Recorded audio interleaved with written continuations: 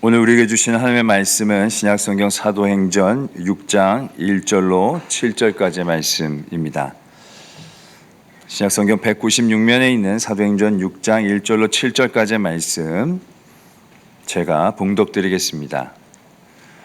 그때의 제자가 더 많아졌는데 헬라파 유대인들이 자기의 과부들이 매일 구제에 빠짐으로 히브리파 사람을 원망하니 12사도가 모든 제자를 불러 이르되 우리가 하나님의 말씀을 제쳐놓고 접대를 일삼는 것이 마땅하지 아니하니 형제들아 너희 가운데서 성령과 지혜가 충만하여 칭찬받는 사람 7을 택하라.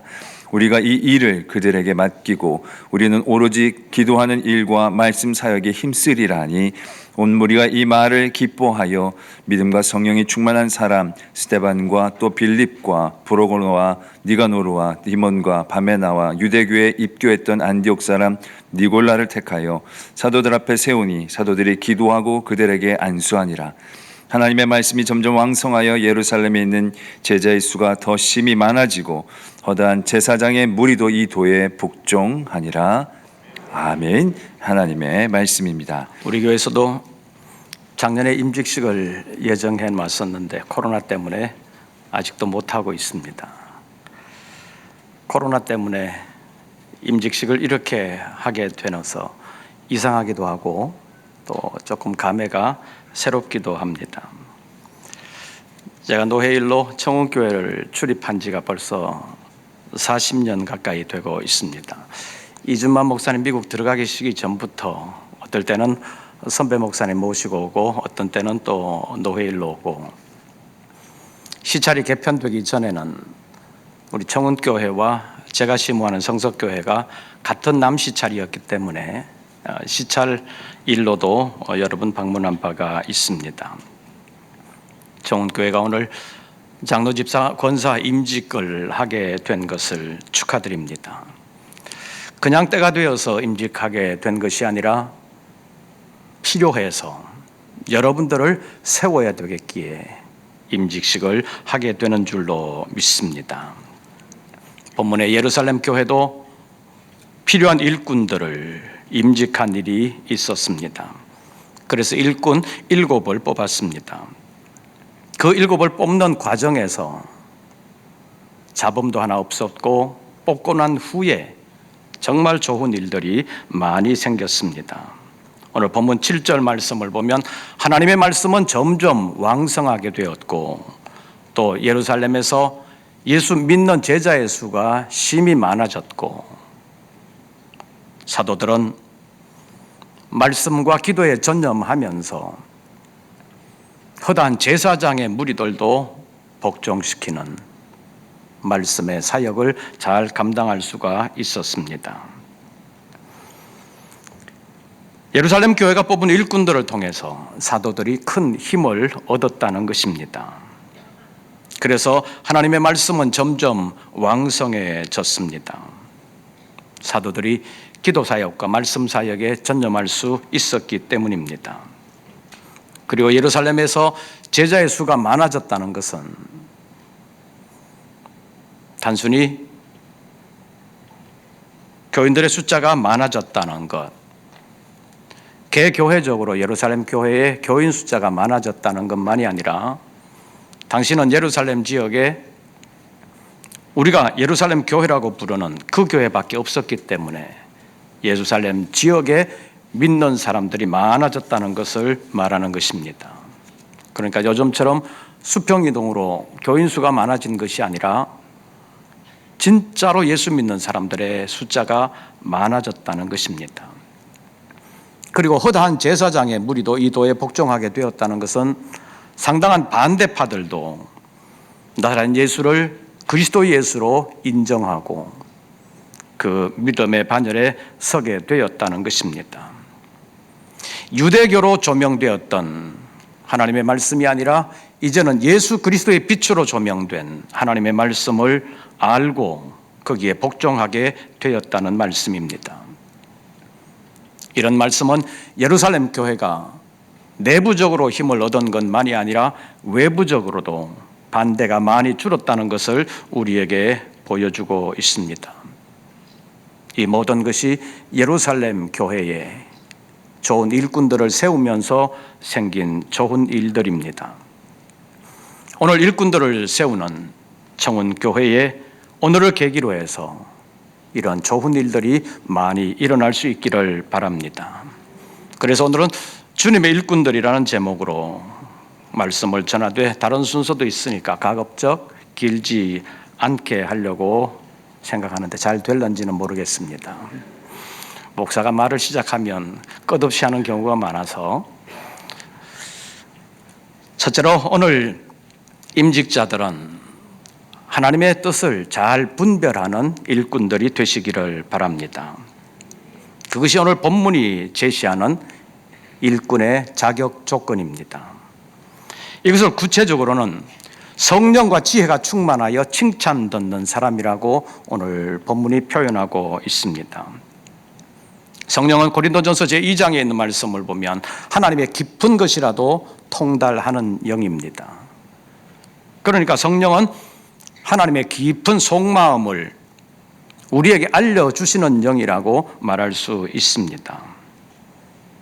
그러니까 여기서 말하는 성령 충만한 사람은 방언하고 예언하고 신유의 능력을 가지는 그런 은사적인 측면만이 아니라 하나님의 깊은 뜻을 잘 알고 그 뜻을 이루어 드리는 일꾼들을 말하는 것입니다. 그리고 에베소서 2장 17절 말씀을 보면 지혜와 계시의 영은 하나님을 알게 하는 영입니다. 일반적으로 지혜라는 것이 단편적인 지식들을 잘 융합하고 복합적으로 처리하면서 일을 원만하게 이루어가는 능력이라면 이 신앙적인 지혜는 하나님의 뜻을 잘 분별해서 하나님이 기뻐하시는 방향으로 일을 처리하는 능력이라고 말할 수 있습니다. 주님의 일꾼들에게는 이런 능력이 필요하다고 말할 수 있습니다. 그리고 칭찬받는 사람이라는 조건은 관계가 좋다는 것입니다.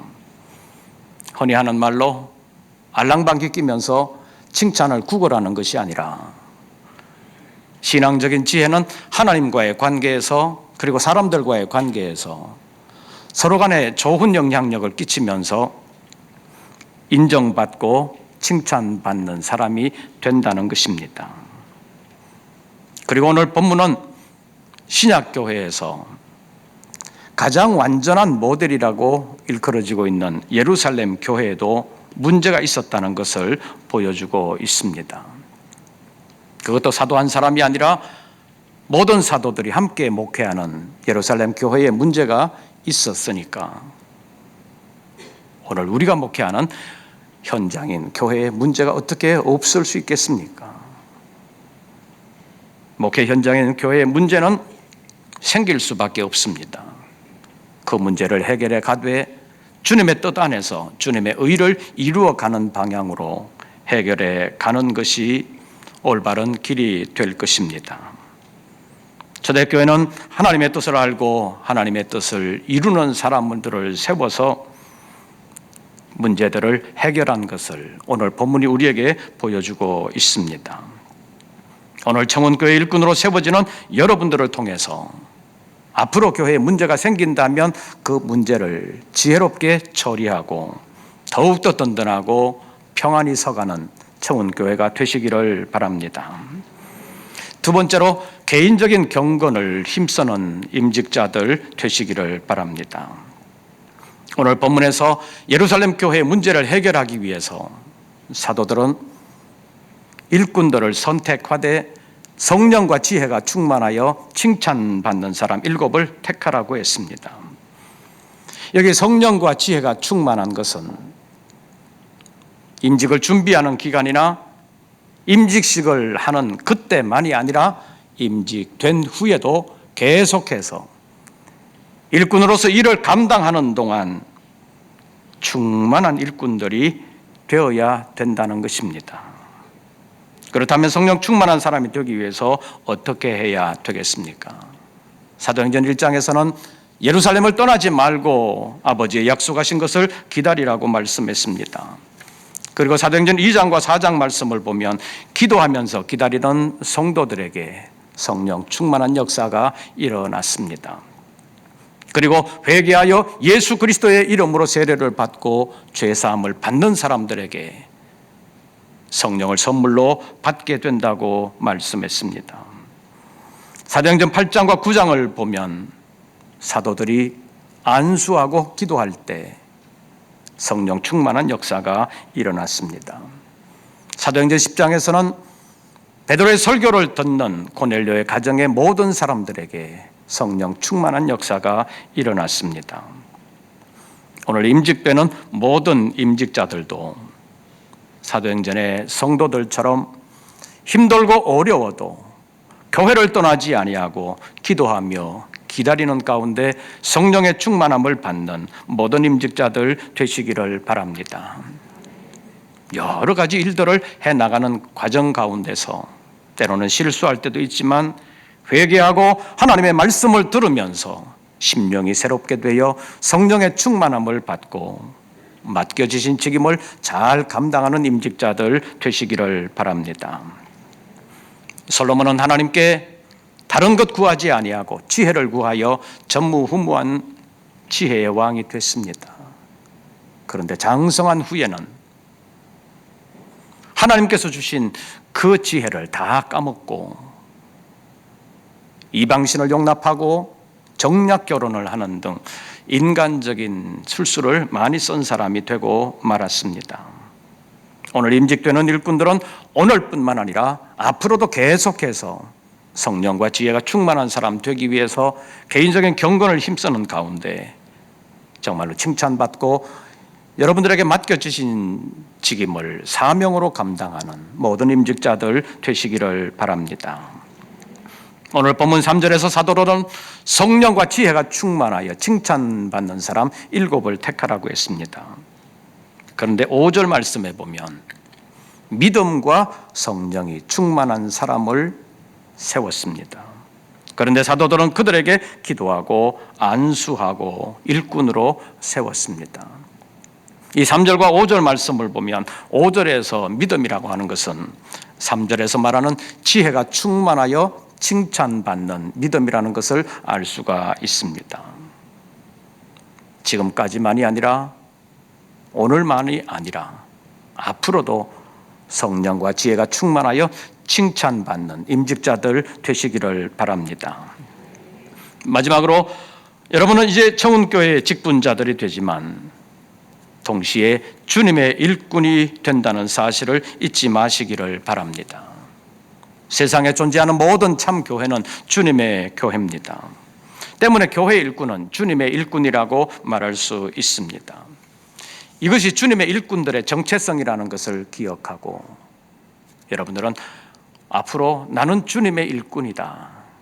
주님의 일꾼으로서 청운교회에 보냄을 받고 청운교회에서 일하라고 주님께서 나를 세워주셨다는 사실을 알고 사명감을 가지고 주님을 기쁘시게 하는 일꾼들 되시기를 바랍니다. 갈라디아서 1장 10절 말씀을 보면 바울 사도는 사람을 좋게 하는 사람은 그리스도의 종이 아니라고 말을 했습니다. 사람에게 기쁨을 구하지 아니하고 사람에게만 좋게 하려고 하지 아니하고 주님을 기쁘시게 하는 사람이 진정한 주님의 일꾼인 것을 말씀하는 것입니다. 오늘 임직되는 일꾼들 정말로 성령과 지혜가 충만하여 칭찬받는 일꾼으로 사명 마감하는 그날까지 아름답게 쓰임받는 일꾼들 되시기를 바랍니다. 이필산 목사님이 기도하는 일과 말씀 사역에 전념할 수 있도록 오늘 임직되는 여러분들이 모든 일들을 아름답게 잘 처리해 주시면 7절과 같은 역사가 우리 청운교회에게 임하게 될 줄로 믿습니다. 그래서 청운교회를 통하여 하나님의 말씀이 점점 왕성하여 믿는 사람들, 주님의 제자들이 훨씬 많아지게 될 줄로 믿습니다. 오늘 임직되는 일꾼 여러분들에게 이 같은 복이 함께 하시기를 바랍니다. 그리고 여러분들로 인하여 이런 복이 청운교회에 풍성하시고 앞으로도 이런 복이 계속되기를 주의 이름으로 축원합니다. 기도하겠습니다. 여러 가지 어려운 여건 가운데서 임직 예식을 가집니다. 오늘 임직되는 일꾼들을 통하여 하나님이 영광을 받으시고 하나님의 거룩한 뜻을 이루시옵소서. 예수님의 이름으로 기도하옵나이다. 아멘.